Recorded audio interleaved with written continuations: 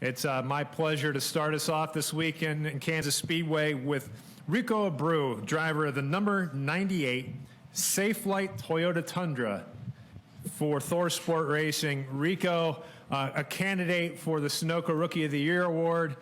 Talk about your thoughts coming into Kansas and what you're kind of expecting throughout this whole weekend.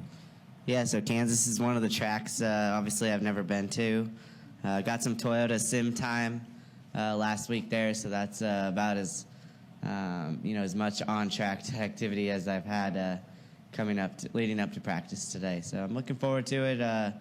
Feel like we're gonna have a fast truck. It's the same truck we ran at Atlanta, and we worked all the bugs out of it there. And seems like I keep positioning myself better and better each race. So I'm really looking forward to this weekend. Good deal. We'll open the floor up for questions. If you have a question for Rico, please raise your hand. We'll get a wireless mic to you. You say you were Rookie of the Year? Correct. He's what? He's a candidate. Oh, candidate. Okay, that's okay. Get that straight. What do you think? How did you land there? What would you say has been your strength in helping you be a candidate for the Rookie of the Year? Well, it's my first season racing in the truck series, so I was a candidate last year in the Can-Am East series, and I'll be a candidate this year. So, and I feel like this is probably the stoutest rookie candidates, this year with Christopher Bell, William Byron, myself, Ben Rhodes. There's a lot of great drivers competing for, that spot. So it's, but that's not really what we're worried about. I'm here to win races for Thor Sport Racing and Safelite Autoglass. So that's more of my focus and what I'm looking forward to. Good deal. We'll go to Bob and then to Randy. Bob Parker, ESPN. Have you been able to do any of the tests that have been going on as far as since you're a rookie, and just what's it been like not racing very much when you've been so used to racing a lot? Well, I filled my off weekends in with some sprint car races, so I'm still racing quite a bit. But we've tested at Sandusky Speedway right before Martinsville, and we have a couple more tests scheduled later on in the year. Go to Randy and then back to Kenny. Hey, Rico. Randy Kovitz, Kansas City Star. Talked to you last week. I know you're a rookie, but this is the first year that they've had the chase in the truck series. So you're talking about winning. A win would put you in the chase. Just how do the drivers view having a chase in the truck series like they've had in the Sprint Cup? Well, obviously everyone's different. So some drivers like it, some drivers don't. But I think it's great, and it gives a chance for a rookie to compete in the championship and to compete in the Final Four at Homestead. So hopefully we can put ourselves in that position, and I think if we can win a race and get to that final round, it definitely Homestead fits more of my driving style, just with how different the grooves are and how high you can run up on the track. So I'm looking forward to those races. Majority of the mile-and-a-half tracks where you can move around quite a bit and actually race. Who doesn't like it? Why would a driver not like the chase? Well, you can get eliminated after the first round. You can win, 10 races before leading up to the final round and being eliminated in the final round. So with 3 bad races. So and that's just how things fall sometimes. Go next to Kenny Bruce and then over to Kyle and then up to Scott. Kenny Bruce with NASCAR.com. Rico, you mentioned sim time. Can you kind of describe what that's like, how much actual time you get, and what that sensation's like compared to what it's really, how it relates to what you actually do out on the track? Yeah, I think more so, getting on a simulator and iRacing as well, as much as I can, and just, learning these tracks that we get to. I know iRacing is really good at what they've created and getting to all these tracks and every little bump and detail, with people in the grandstands to, the bumps getting into turn 1 at Iowa. So it's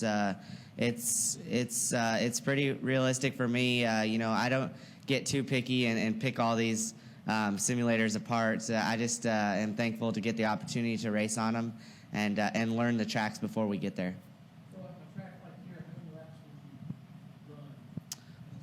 I got to run, this week Kansas is series on iRacing. So the 3 national series are there on iRacing, and so I got to run some truck races. They actually compete every hour, and I've ran a few truck races on iRacing, and then Toyota also has a simulator where you just run laps and can work on your setups, which we feel like we have a good setup for this weekend.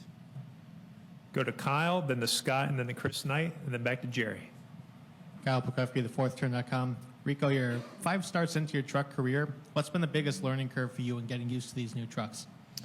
Definitely the race lengths. Going from a sprint car race at 30 laps to a 250 lap 2-hour race at Martinsville. So that's been the biggest jump for me, and staying focused throughout the whole race, and then live pit stops as well. So we've had, we have about 3 to 4 stops a race, and I feel like that's where you make a majority of your ground up on pit stops and restarts at these truck races.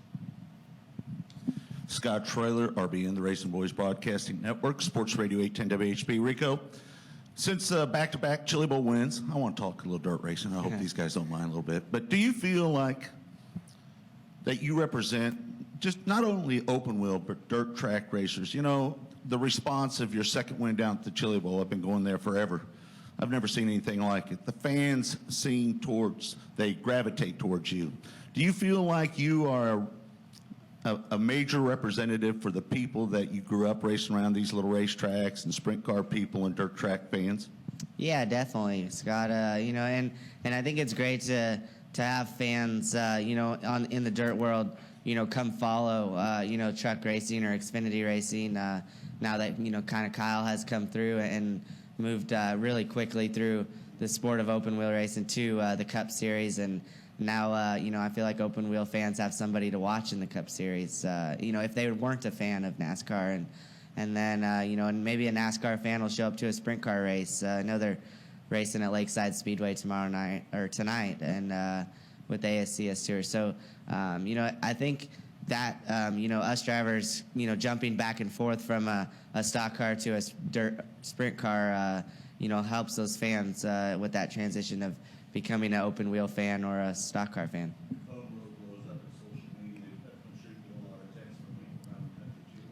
Yeah, definitely. I got a big support group behind me, and that just helps your confidence level. And knowing that you got a lot of friends behind you wanting to see you do good.